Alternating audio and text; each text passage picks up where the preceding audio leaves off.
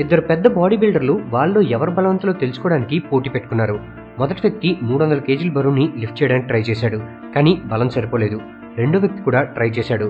అయినా సరే బలం సరిపోలేదు. వీళ్ళిద్దరూ ఇంత బలంగా ఉన్నప్పటికీ వెయిట్స్ లిఫ్ట్ చేయలేకపోయారు. థర్డ్ పర్సన్ వచ్చి ఇదే వెయిట్ని చాలా ఈజీగా లిఫ్ట్ చేసి వెళ్ళిపోయాడు. వీళ్ళిద్దరూ ఆశ్చర్యపడి అతని దగ్గరికి వెళ్ళి నువ్వు ఇది ఎలా లిఫ్ట్ చేయగలిగావు అని అడిగారు.